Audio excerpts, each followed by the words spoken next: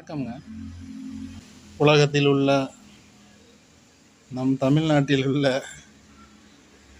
அனைத்து ஆசிரியர்களுக்கும், கற்பிக்கும் தொழிலை செய்யும் அனைத்து இதயங்களுக்கும், குருமார்களுக்கும் என்னுடைய இனிய ஆசிரியர் தின நல்வாழ்த்துக்களை தெரிவிச்சுக்கிறேங்க. இன்றைக்கி செப்டம்பர் 5ங்க. மறக்க முடியாத நாளுங்க ஒவ்வொரு ஆசிரியர்களுக்கும். அதாவதுங்க, எல்லா துறைகள்லேயும் ஸ்ட்ரெஸ் இருக்குங்க. ஆசிரியர்களுக்கு உள்ள ஸ்ட்ரெஸ் குழந்தைகள், மாணவர்கள் தான் நம்ம அன்றாடம் பார்க்குறோம். அவங்கள்ட்டேருந்து தான் அந்த ஸ்ட்ரெஸ் வரும். நான் கல்லூரி பேராசிரியர்களை நான் சொல்லலைங்க.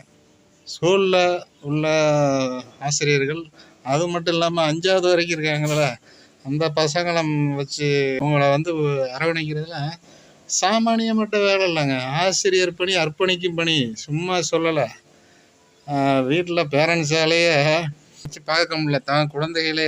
அப்படிப்பட்ட குழந்தைகளை இப்போ கருணை உள்ளதோட, அதுதான் மகளிர் அதிகமாக டீச்சிங் லைனில் நிறைய பேர் வேலை பார்க்குறாங்க. சரியான தொழிலுங்க மகளிருக்கு.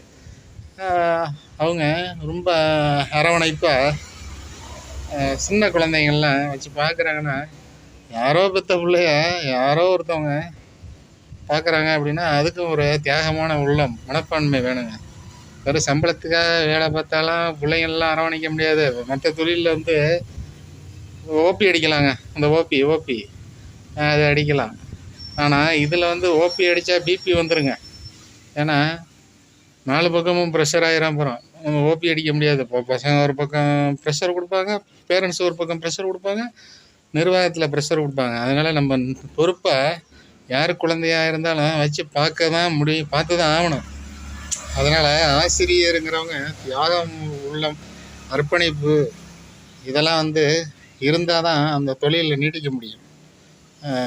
சரி, அனைவருக்கும் என் இனிய ஆசிரியர் தின நல்வாழ்த்துக்கள்.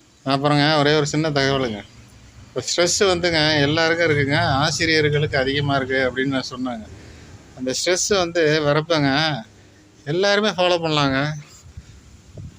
அதாவதுங்க, தண்ணி இருக்குல்லங்க, ஒரு கிளாஸு நம்ம மன உளைச்சலில் இருக்கப்பங்க ஒரு கிளாஸ் தண்ணியை மட்டும் குடிங்களா. இந்த பெரியவங்கள்லாம் சொல்லுவாங்க, ஒரு கிளாஸ் தண்ணி குடிச்சிட்டு டென்ஷனில் யாரும் இருந்தாங்கன்னா ஒரு கிளாஸ் தண்ணியை கொடுப்பாங்க. அது உண்மைதாங்க.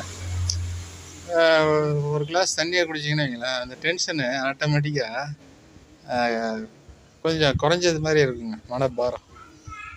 ஆமாங்க, எந்த தொழிலில் இருந்தாலும் இது ஒரு தகவலாக எடுத்துக்கிட்டு, உங்களுக்கு ஒரு டிப்ரெஷனாக இருக்கீங்கன்னு வைங்களேன், இல்லை ஸ்ட்ரெஸ்ஸாக இருக்கீங்கன்னு வைங்களேன், அந்த மாதிரி டயத்தில் ஒரு கிளாஸ் தண்ணியை மட்டும் குடிங்க. உங்களுக்கு அந்த மன உளைச்சல் கொஞ்சம் குறையுதா இல்லையான்னு பாருங்கள். நன்றிங்க, வணக்கங்க.